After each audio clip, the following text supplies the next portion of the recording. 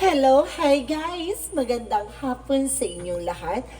This is Chin Rodriguez pamana sa Grid Channel, a faith healer, also matarrier. So ngayong hapon na to, tingnan natin na nagsabihin sa'yo ng ating mga gabay. So this is a weekly gabay for the month of March.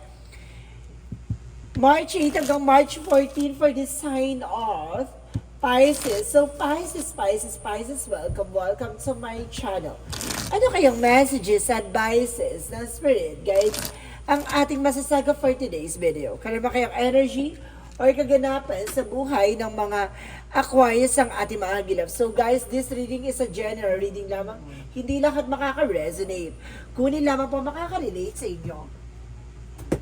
And comment down below kung kaninong energy ang ating nasagap. And of course, don't forget to like and subscribe my channel and hit the notification bell for more videos updated. Kasi maraming salamat po sa mga walang sawang pagsuporta sa aking channel. Lalo na yung hindi nag-skip ng ads na way pagpalay kayo na just may kapal, siksik-liglig na gumapo na biyayang manabalik sa inyo. So guys, umpisa na natin ang laban for the sign of Pisces.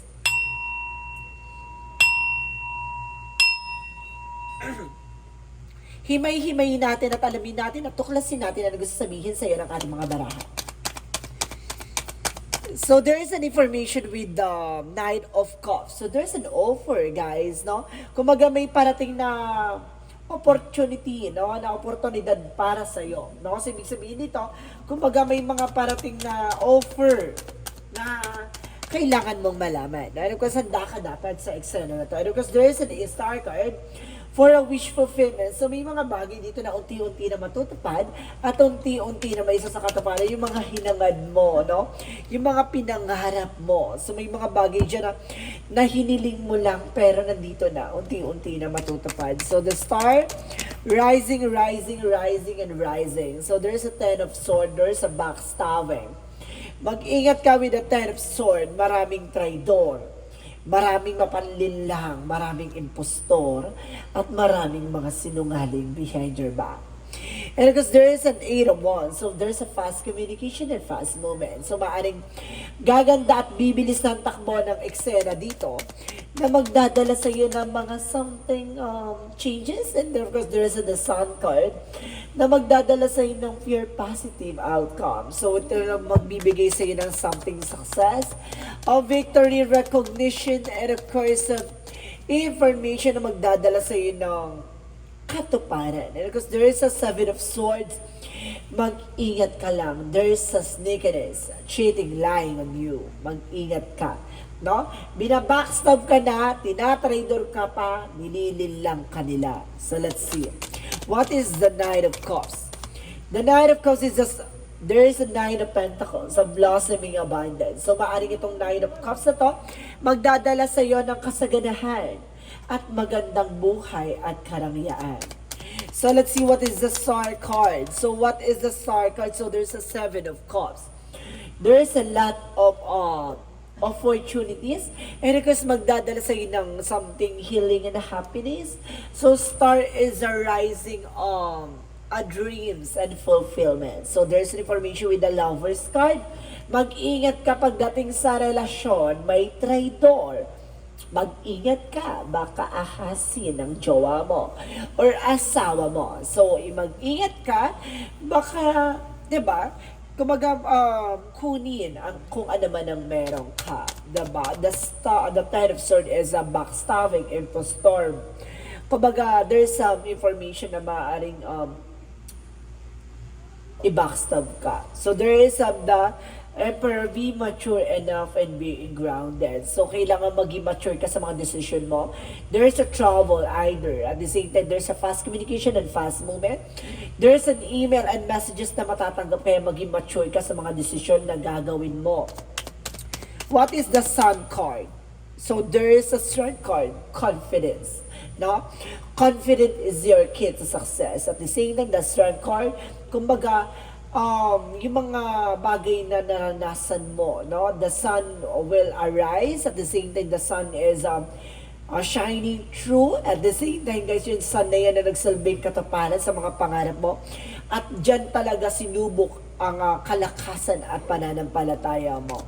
No, so let's see what is the Seven of Swords. So there is the Hermit card. Soul searching, no? Kumbaga, there is some information na parang maraming sinungaling sa paligid mo, no? Maraming, kumbaga, ipapaalam sa'yo na mag-ingat ka sa mga pakikinggan mong inner voice. No? Kumbaga, baka mayroong diyang mga bubulong sa'yo na hindi ka nais-nais, no? May mga gabay diyan na lilinlangin ka rin, no? Kaya mag-ingat ka kung sino yung paniniwalaan mo. Now, let's see what is the Knight of Cups and the Knight of Pentacles. So, there is an information with the Queen of Cups. So, magkakaroon ka na ng healing dito, guys, no?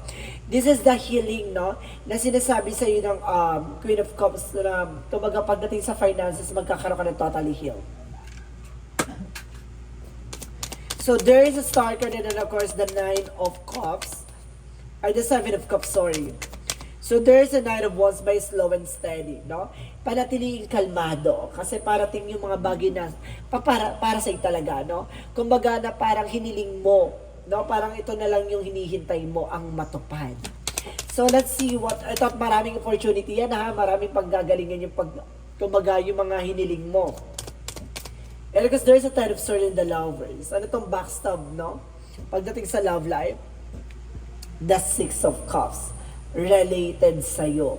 It's either an ex na hanggang ngayon hindi pa rin makamove on, or either a family related or family issue na nag-stand sa'yo ng something backstabbing. Binackstab ka ng family ng person mo, no?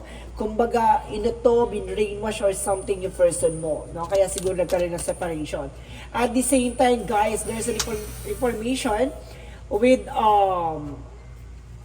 the Six of Cups. Kumbaga, there's a information dito, guys, na parang ang gumagawa dito is an S, no? Maaring, kumbaga, nagdulot ng hiwalayan at nagdulot ng something break up. At the same time, kumbaga, talagang binackstab ka dito back to back, no? So, let's see what is the Eight of Wands. And of course, and the Eight of Wands, and of course, the Emperor. And of course, there's an opportunity na sinasabi dito. There is the Knight of Pentacles. So, being security. Now, maging secure ka about sa finances. Kumbaga, this is the opportunity na kailangan stand on your ground. Now, kailangan yung decision mo at yung mga bagay plano mo sa buhay ay dapat talaga ay kaya mong panindigan.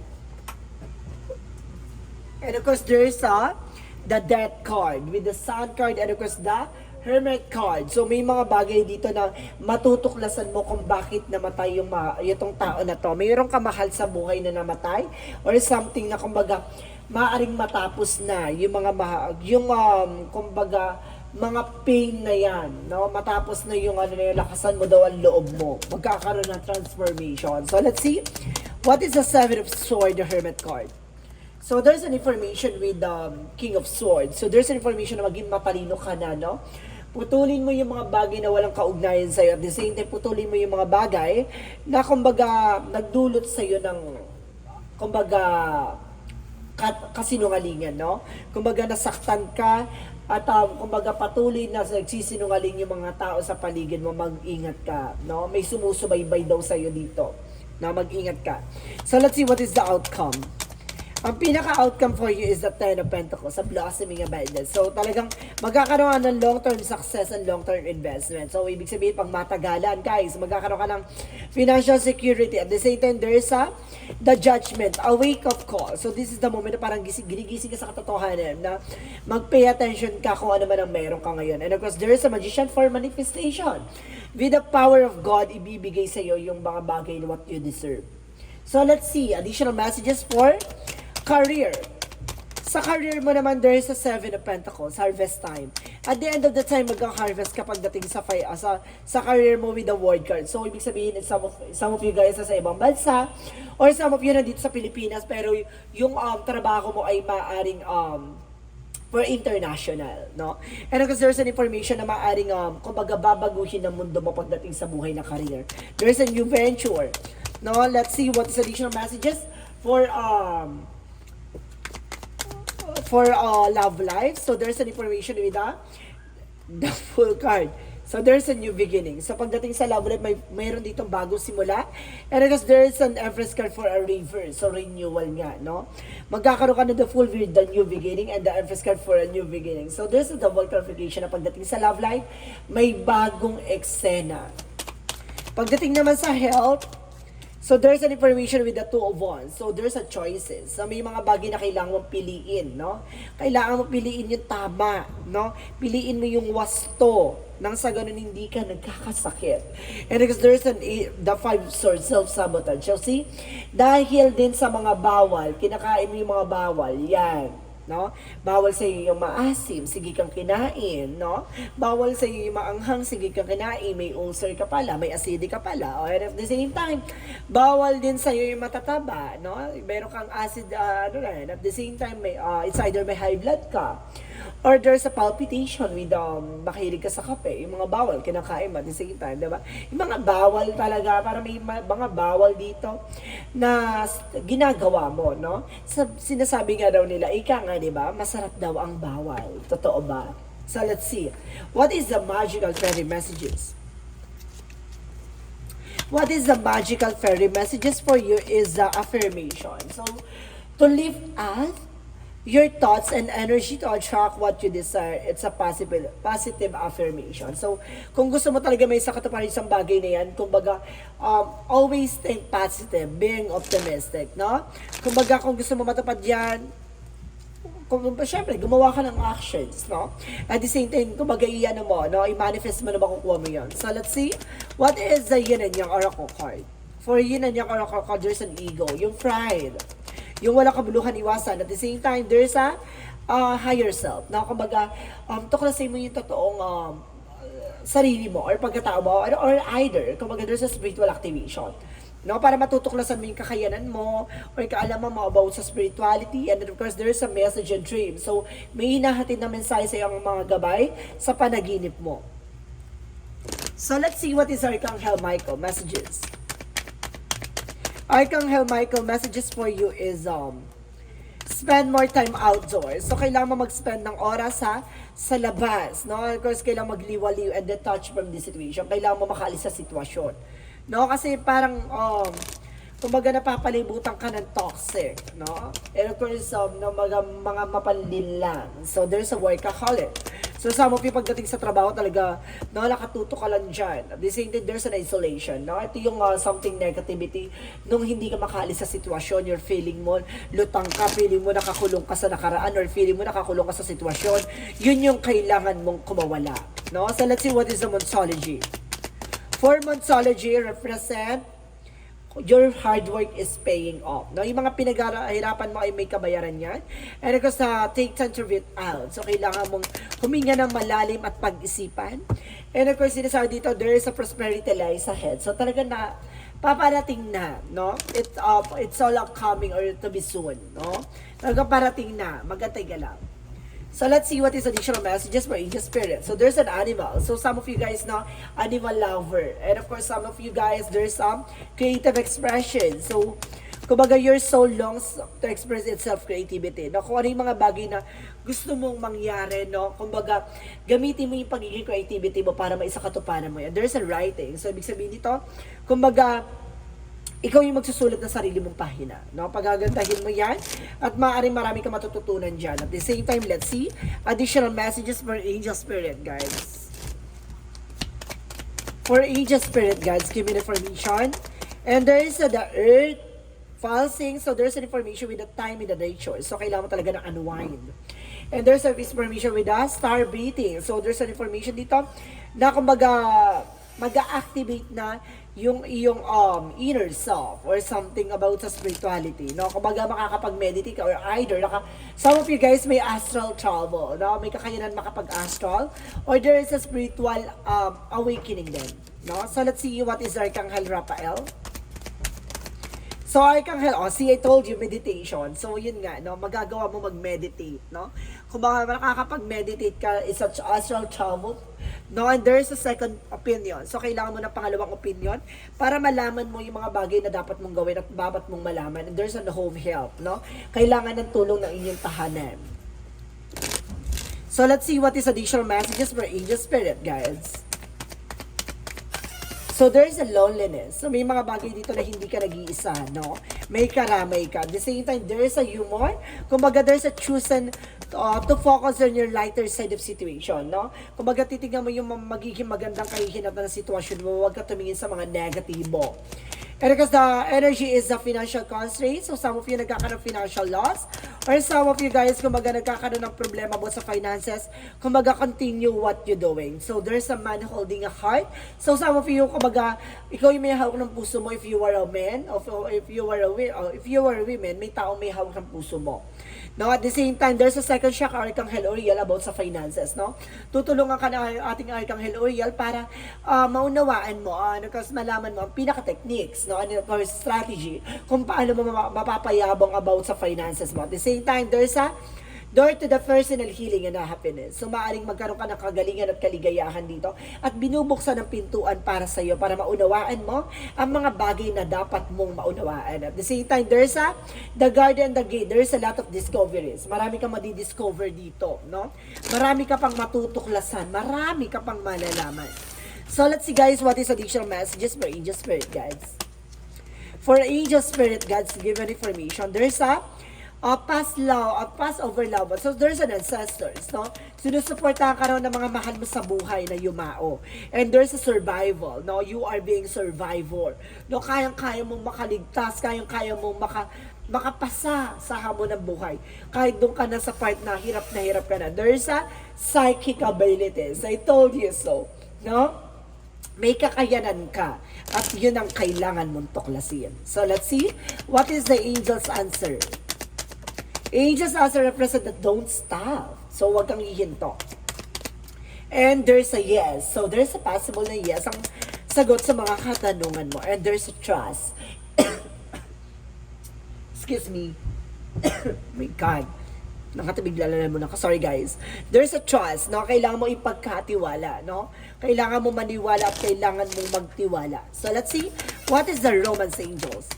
Romance Angels are free yourself. No? Palayain mo ang sarili mo. No? It's time to take back of your control of your life. So, kumbaga, kailangan mo makontrol yung sarili mong buhay. No? Huwag kang bumabase sa mga sasabihin ng iba. Dumedma ka sa kanila. There's a reconciliation. May babalik. No? May pipiliting bumalik from the past. Someone from the past is returning to your life. So, subukan itong bumalik. No? And be not afraid or live. No? Huwag kang matakot at huwag kang mangamba. Basta maniwala ka at magtiwala. No? So let's see guys, what is the angel's number? What is the angel's number? No? Represent the 00, I am observant. So see, ang Pisces kasi very analytic person, at the same time observant. No? Yun yung kailangan. And of course, lumabas dito, and you are. No? Angel asks for your attention of your thoughts and eyes, listen and think about your everything that is happening. Trust your intuition and follow their guidance without any delays. Focus inward through meditation and prayer. So kailangan mong kumbaga maging aware, or kailangan mo mag-pay attention sa mga mensahe sa iyo ng iyong mga gabay. No, parang sinasabi dito, may paalala. Kailangan mo tong malaman. 'Di ba? Kailangan mo tong matuklasan. 'Di ba? Kumbaga, it's a very, kumbaga very rush na guys. Kasi may nangyari na no? Mayroon nang nadali sa iyong pamilya, no? Maaring may namatay ka na mahal mo sa buhay na maaring nag-cause ng death, that because of black magic involved. At the same time, sinasabi dito na kailangan mong obserbahan at i-analyze yung mensahe sa iyo ng iyong mga gabay. The messages of life represent the strength card. So, sinasabi dito guys, today I maintain a control of my emotions. I rise above self-doubt. I affirm my own power and stand strong in my unshakable faith. Today I know that I have the strength to overcome anything I encounter. I find my courage in the truth, holding tight to the force of love I interpret over the fear. So see, kumbaga nilalabanan mo na yung takot at pangamba mo. Nagiging malakas at pinipilit mong maging malakas. At maunawaan ang pinaka mga mensahe ng iyong mga gabay. So guys, this is weekly gabay for the month of March 8 hanggang March 14 for the sign of Pisces. So Pisces, maraming salamat for this wonderful reading. So once again, this reading is a general reading lamang, hindi lahat makaka-resonate. Kunin lamang po makaka-relate sa inyo and comment down below kung kaninong energy ang ating nasagap. Maraming salamat guys and see you in the next video. Bye-bye and babush!